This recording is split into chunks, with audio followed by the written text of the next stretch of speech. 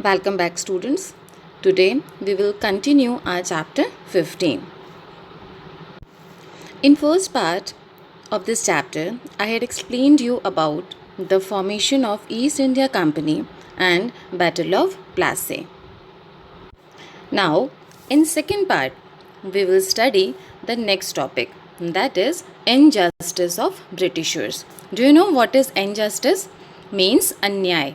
Injustice का means होता है अन्याय.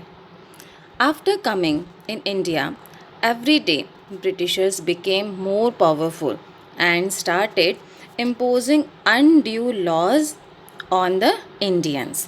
उन्होंने अलग अलग तरह के रूल्स बनाने लगे थे और उन रूल्स और लॉज को फोर्सफुली इंडियंस पर इम्पोज करने लगे थे.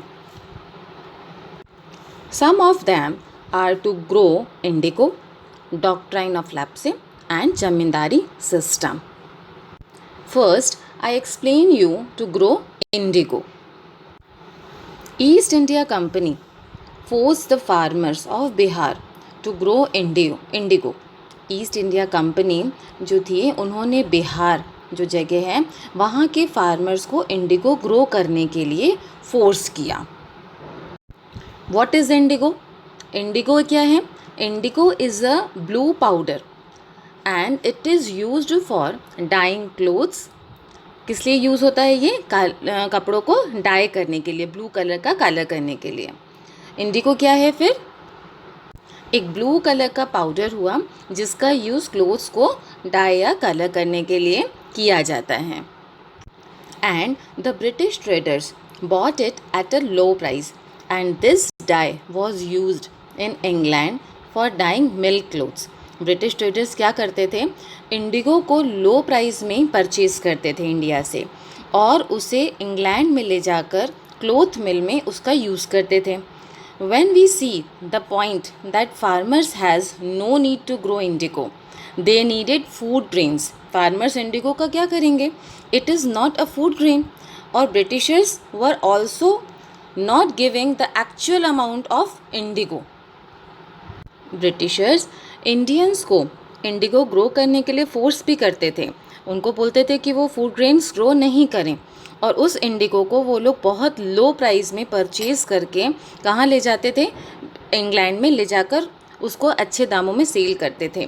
जिससे क्या होता था? On that time Indians farmers became poor. Indians farmers की ब्रिटिश रूल के टाइम पर बहुत ही पुअर कंडीशन हो गई थी और उस लैंड पे कंटिन्यू इंडिगो ग्रो करने से जो सबसे बड़ा ड्रॉबैक उन फार्मर्स को मिलता था वो था कि उनकी जो लैंड थी वो क्या हो जाती थी? इनफर्टाइल हो जाती थी. ये उनका सबसे बड़ा लॉस होता था. Moreover they forced to the cotton and silk weaver to sell the clothes at low price. वो कॉटन और सिल्क वीवर से भी लो प्राइस में कॉटन परचेज करते थे. Why? Because Britain had big cotton textile mills. Britain में क्या थी? कॉटन की बहुत बड़ी बड़ी टेक्सटाइल मिल्स थी and for that they needed cotton. और उसके लिए उनको क्या चाहिए होता था? कॉटन की नीड होती थी. But due to cold climate, ठंडा क्लाइमेट होने के कारण वहाँ पर कॉटन ग्रो नहीं हो पाता था. So that they purchase cotton and silk and indigo at very low price from India. वो इंडिया से क्या करते थे? एकदम कम प्राइस में कॉटन, इंडिगो इन सब को खरीद कर कहाँ ले जाते थे? Send to Britain. वो ब्रिटेन में सेंड कर देते थे एंड वहाँ से कॉटन क्लोथ्स मिल में रेडी होकर कहाँ आता था? इंडिया लेकर आते थे वो लोग. And Britishers sold all them in Indian market at very high price. यहाँ से वो क्या लेके गए? इंडिगो लेके गए, कॉटन लेके गए, सिल्क लेके गए. किस में? Very low price. और जब वहाँ की टेक्सटाइल मिल से वो लोग क्लोथ लेकर वापस आए तो उन्होंने क्या करा? इंडियन मार्केट में उसको बहुत ही हाई रेट में सेल करा and Indians had to buy. और इंडियंस की क्या मजबूरी होती थी? They had to buy. उनको वो कितने भी रेट में उनको वो ब्रिटिशर्स सेल करेंगे उनको वो ख़रीदना पड़ेगा. तो इंडियंस क्या कर सकते थे? उनको हाई रेट में वो उनको क्लोथ्स खरीदने पड़ते थे. Now you all are thinking कि इंडियन अपनी क्लोथ मिल क्यों नहीं बना लेते थे? बना सकते थे ना. But Britishers did not allow them. Britishers उनको अलाउ ही नहीं करते थे to start their own mills और factories. Understood? Means food grain grow न करके इंडिगो ग्रो किया, लो रेट में सेल भी किया, कॉटन और सिल्क क्लॉथ भी लो रेट में सेल किया, बट गॉट नथिंग. बेनिफिट किसका गया? Benefit got Britishers. Now the second point is doctrine of lapse. All the Indians, चाहे वो फार्मर हो, ट्रेडर्स हो, इवन किंग, नवाब, all were unhappy under the British rule. Means British rule में चाहे वो किंग हो, नवाब हो, कोई बिजनेसमैन हो, every one was unhappy. They were treated badly and many lost their kingdom. मतलब इवन जो किंग्स थे उनके साथ भी जो ब्रिटिशर्स थे वो बहुत ही बैडली ट्रीट करते थे. इवन उन लोगों ने अपने किंगडम को भी लॉस कर दिया. हाउ? I explain you. अब ये डॉक्ट्राइन ऑफ लैप्से क्या है? इट वॉज द रूल, ये एक रूल है made by Britishers for Kings. ये ब्रिटिशर्स ने जिस तरह से फार्मर्स के लिए रूल बनाए, अलग अलग रूल बनाते गए, सेम एज उन्होंने किंग्स को भी नहीं छोड़ा था. तो उन्होंने क्या करा, किंग्स के लिए भी एक रूल बनाया called doctrine of lapse, which said that if a king died without a child, means कोई भी किंग का यदि कोई बेबी नहीं है, कोई उनका आगे चाइल्ड नहीं है, his kingdom was taken over by the Britishers. तो उनका पूरा जो किंगडम है वो कौन ले लेगा? ब्रिटिशर्स. मीन्स इफ़ कोई भी किंग डेड हो जाता है और फर्दर उसका किंगडम संभालने के लिए आगे कोई भी चाइल्ड नहीं होता, देन वो पूरा किंगडम ब्रिटिशर्स अपने अंडर कर लेते हैं. Like when the ruler of Jhansi died. आप लोगों ने झांसी की रानी के बारे में सुना होगा, रानी लक्ष्मीबाई के बारे में. जब वो झांसी के रूलर की जब डेथ हुई थी, then Britishers decided not to allow his adopted son to become the next ruler. तो उन्होंने चाहा था कि हमने किसी सन को, अपने एक बेटे को किसी को अडॉप्ट करके उनको हम आगे रूलर बना देंगे. तो उसका मीन क्या हुआ कि किंग के डेड हो जाने पर भी यदि वो कोई चाइल्ड भी अडॉप्ट करके अपना रूलर बनाना चाहे, देन ब्रिटिशर्स उनको ऐसा नहीं करने देते थे. Why? Because they wanted that kingdom. उनको क्या चाहिए होता था? उनका पूरा किंगडम चाहिए होता था. Understood? Now the next is zamindari system. Means farmers, kings, nawab, all the categories were unhappy by British rule. General people also unhappy with unjust and greedy ways of Britishers. मतलब क्या हो रहा था? Britishers जो थे वो day by day greedy होते जा रहे थे. वो क्या चाहते थे? वो ये चाहते थे कि बस इंडिया पे एनी हाउ उनको बस एक उनका एनेक्सेशन, उनको कब्जा मिल जाए बस इंडिया पर.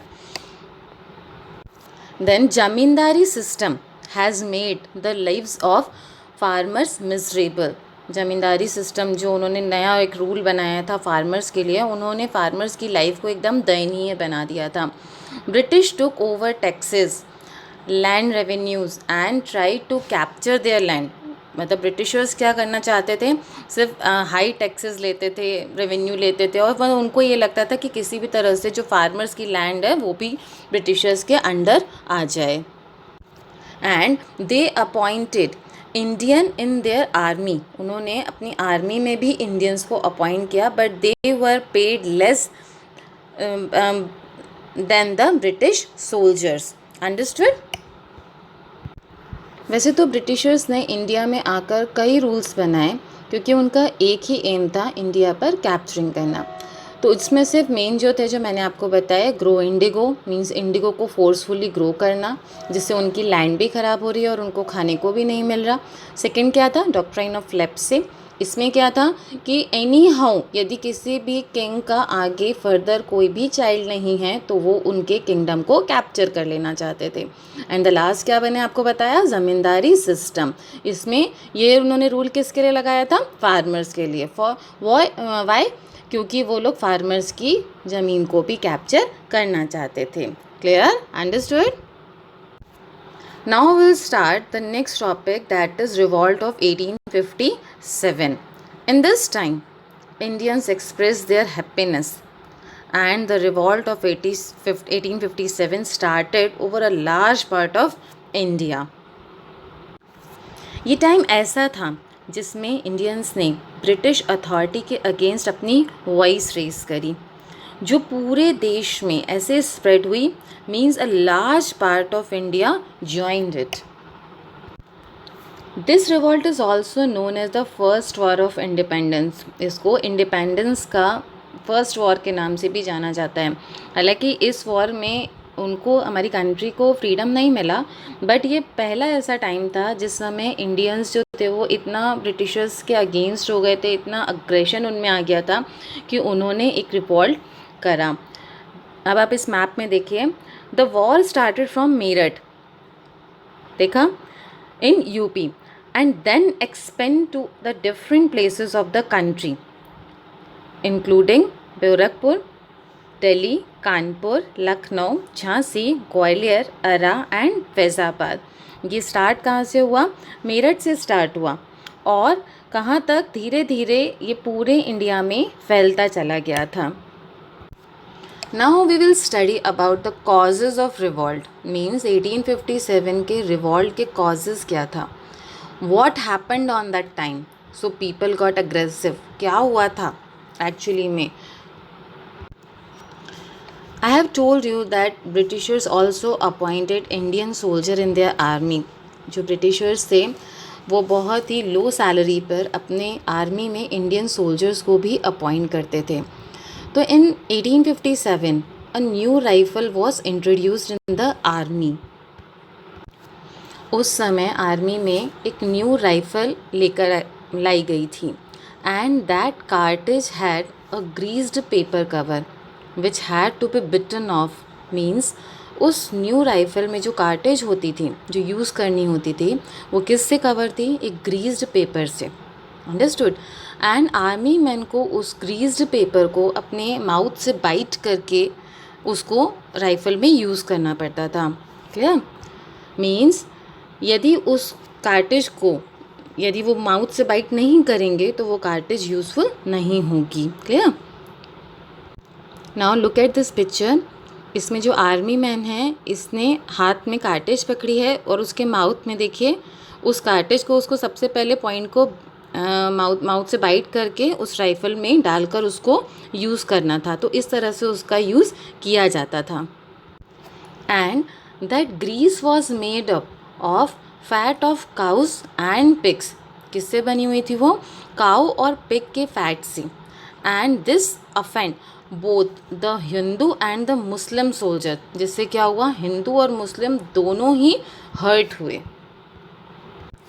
And this is the main cause of the revolt. यही था मेन रीज़न उस रिवॉल्ट का। And Hindu Muslim got aggressive and said not to use that cartridge. उन्होंने उस कार्टेज को यूज़ करने से मना कर दिया। Now that revolt spread to many parts of the northern and central India. Many people took part in that revolt, and then people chose the old and powerless Mughal Emperor Bahadur Shah Zafar. Means revolt के लिए लोग आगे बढ़े, उनके साथ साथ north India के कई ब्रेव लीडर्स उनके साथ जुड़ते गए। उन्होंने अपना एक लीडर भी चूज़ किया, और कौन थे? Mughal emperor Bahadur Shah Zafar. Nana Saheb, Tatya Tope from Kanpur, Kunwar Singh from Bihar, Liaquat Ali, Begum Hazrat Mahal from Awadh from UP, and Rani Lakshmibai from Jhansi were the great people of that revolt. ये सब थे जो उस रिवॉल्ट के मेन लीडर्स थे। And what they all wanted justice. उनको क्या चाहिए था? सिर्फ justice from Britishers. That was the biggest revolt in the history. So क्या हुआ? ब्रिटिशर्स डर गए। And after then a fierce battle, एक बहुत डरावने वॉर के बाद भी ब्रिटिशर सोल्जर क्या शांत हो जाते? नहीं। क्या इंडिया लेफ्ट कर देते? नो। Then what happened? फिर क्या हुआ होगा उस टाइम पे? British soldiers captured Delhi city, और दिल्ली को उन लोगों ने क्या किया? कैप्चर कर लिया। They killed 100 of people. उन्होंने क्या करा? बहुत लोगों को मारा। मैनी विलेजेस वर बर्न डाउन। बहुत सारे विलेजेस भी जले। थाउजेंड्स वर हैंग्ड। कई लोग मारे गए, कई फांसी पे चढ़ाए गए, कई विलेज जलाए गए। एंड बहादुर शाह जफ़र जो उन लोग के लीडर थे, एंड हिज 2 सन्स और उनके दोनों बेटों को प्रिजनर्स बनाया गया, उनके दोनों बेटों को मार दिया गया। And Bahadur Shah Zafar was sent away to Burma. Understood? Now what was the result of revolt? क्या रिजल्ट रहा?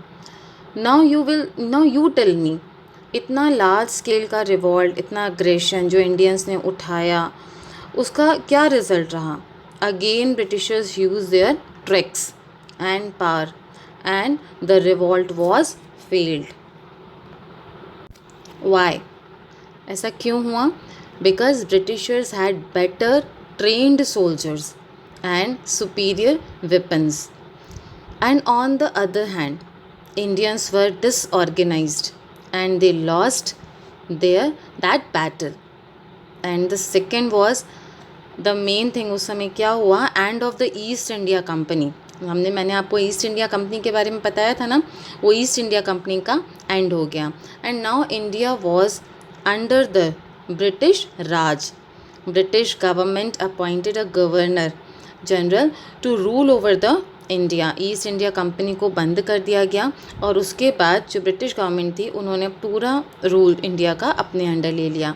इट वॉज ऑल्सो कॉल्ड वाइसरी, उसको वाइसरी बोला गया। And they made new rules for the Indian people, और उन्होंने क्या करा, अब एक नए रूल्स बनाने स्टार्ट कर दिए। सो रिवॉल्ट ऑफ 1857 सक्सीड तो नहीं रहा, बट इंडियंस ने एक स्टार्टिंग कर दी थी कि वो ब्रिटिशर्स के अगेंस्ट जा सकते हैं। Understood? So student please read this chapter carefully. Thank you.